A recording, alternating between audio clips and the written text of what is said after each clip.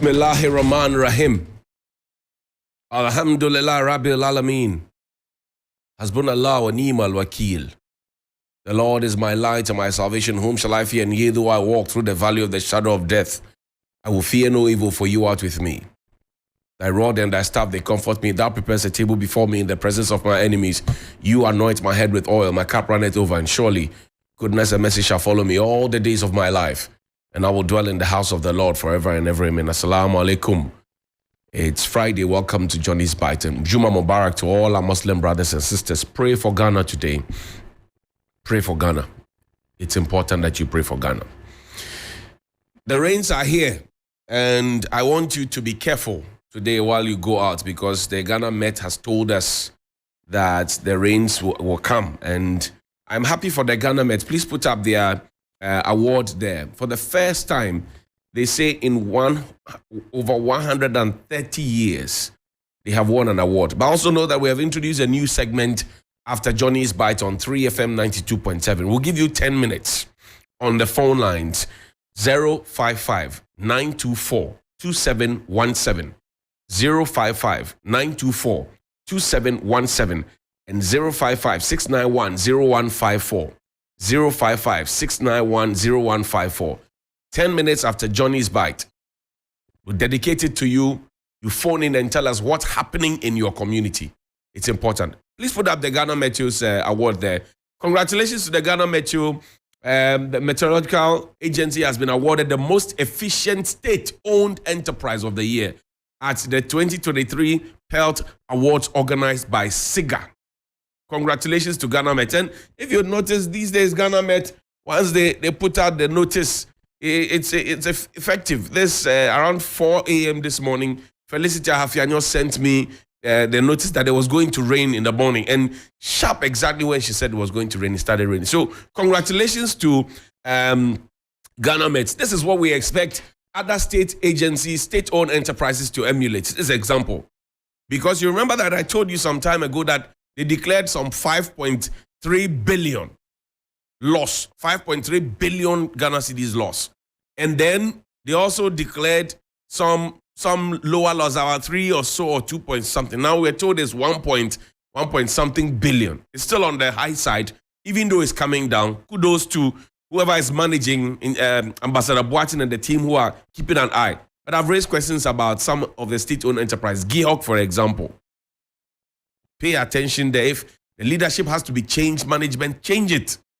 Because the intention of Dr. Nkrumah when he set up the state-owned enterprises was not to make losses. The intention was to make profit. If you read Nkrumah's speeches, when he set up those things, it was to make profit. The 7-year development plan was to make profits. So congrats to the Ghana Met. We owe them money. The Ghana Airports Company owes them money. Pay them their money so that they can do more efficient work. Congrats to them. Now, there's something about the truth I want to share with you. There's something about the truth, a quote. Pay attention to, because I always tell you that corruption finds a way to fight back. The truth does not mind being questioned. A lie does not like being challenged. The truth does not mind being questioned. And a lie does not like being challenged. If you are speaking the truth and somebody is asking for further and better particulars, you are not worried. But if you are telling a lie and somebody tries to probe, that is where you feel that the person is actually challenging you and getting on your nerves. And if you listen carefully to the national conversations and you listen carefully to how things are being done, you will know who is telling the truth and who is telling the lie and doesn't want to be challenged. You will know. Yesterday, I went back to reading Honorable Ken Jirase's book. And my name is in the book. He gave me a complimentary copy. I launched it.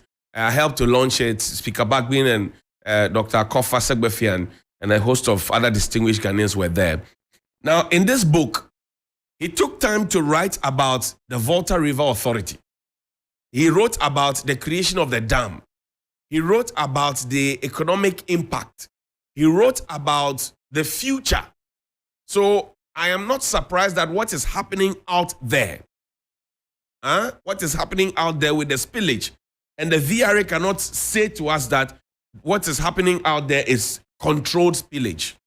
What is happening out there is not controlled spillage. Yesterday, I told you, look at the front page of the Daily Statesman. I told you that our president decided to travel at a time when his people are being carried away or washed away by water. And I told you that he will make a very fine speech out there. He says, support ECOWAS in terrorism fight. It's beautiful. He's urging the top nations, UK, US, is telling them to support. So if he's not talking about reparation, he's talking about supporting something. He speaks nice out there. Mr. President, your backyard, people are sinking away. Show me some of the images. And yesterday, my friends from Nadbo around the Mepe area, they sent me. See, for a moment, I thought that they were on the river. For a moment, I thought that they were on the river. For a moment. This is not the river. These are people's homes.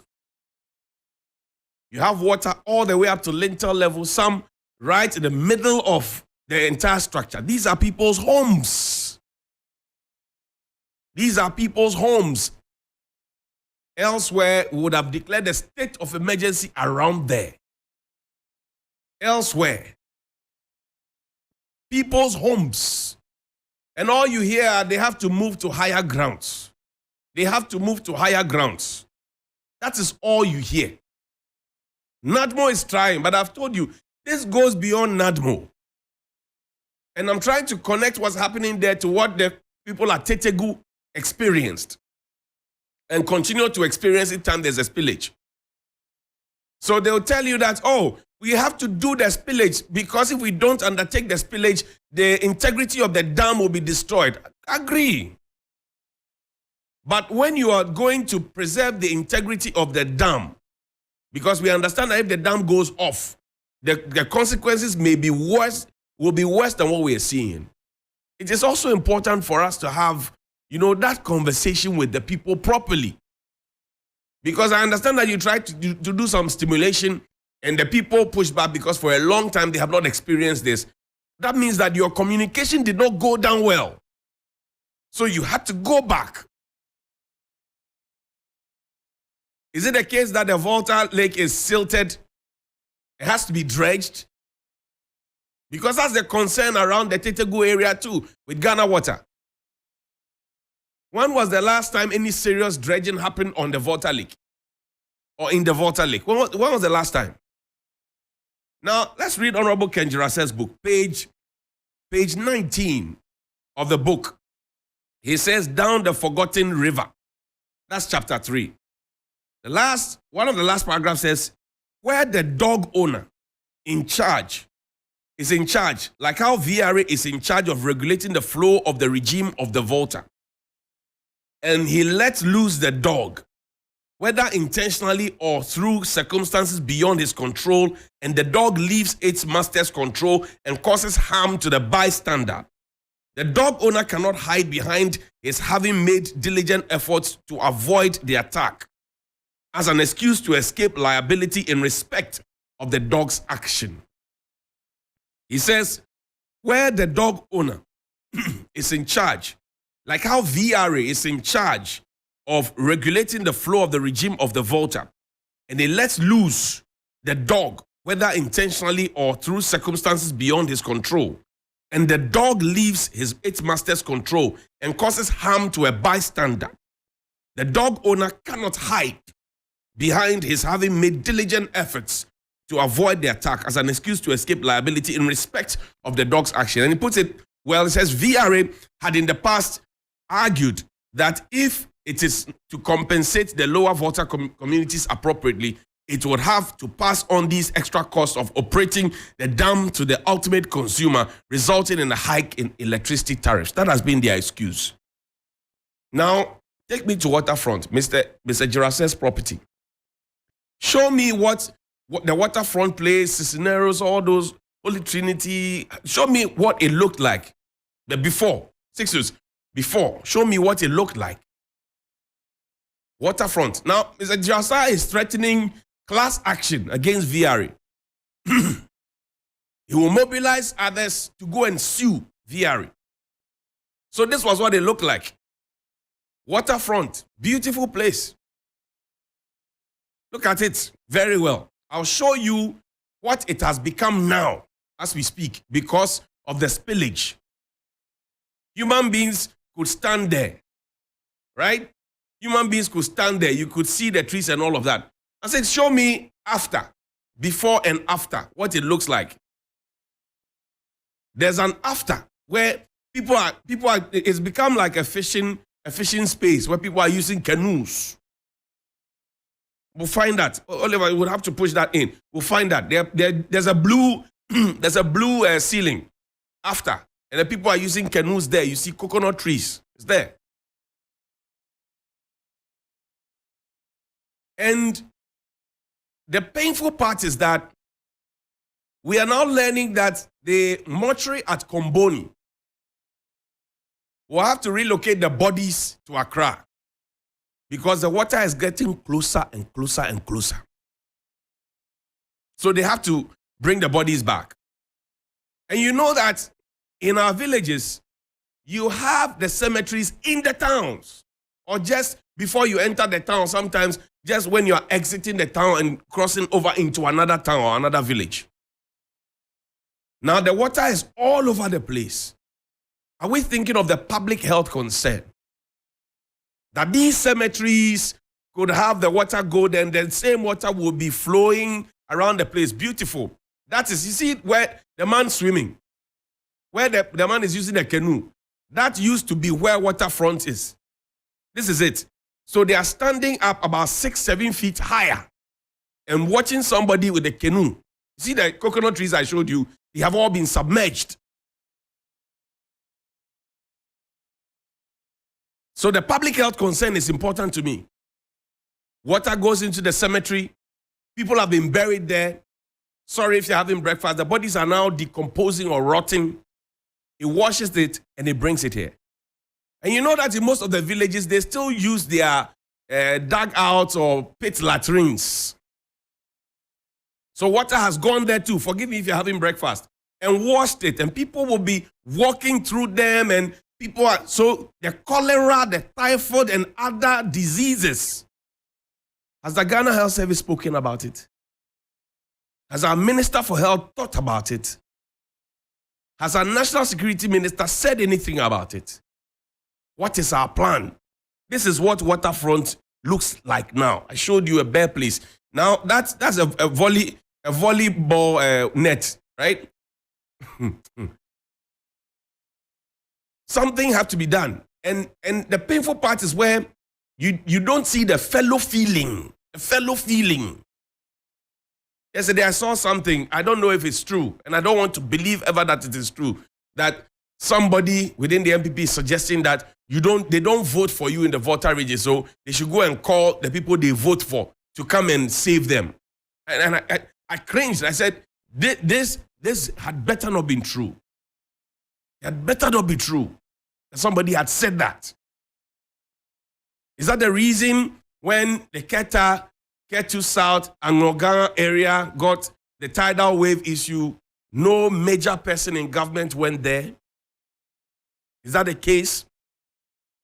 Now look at the extent of the damage. We must bring the VRA in to properly compensate these families. I showed you the homes. Buildings are collapsing with careless abandon.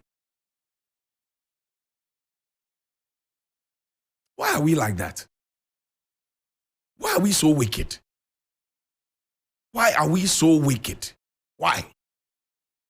Why are we so wicked? Why? When the tidal waves hit, it was the same attitude we had. We even promised them that we're going to look for money immediately to do the sea defense wall. Immediately we said that. It happened for more than a week. NADMO was not giving them anything. He said we're doing assessment. Yeah. So the people there, what have they done? What wrong have they committed? I want to understand. What wrong have they committed that there's the fellow feeling, the sense of duty, the duty of care is not going to them. What have they done? Then you have tags break into a TV station. Chairman Stephen in team, fine gentleman. I have known him since I was a little boy, St. Joseph Anglican Church, Kaneshi. He used to come around. Fine gentleman. Now he has been put through a mess. Listen to him. Listen to Chairman Stephen in team. Listen to him. He's apologizing for the boys.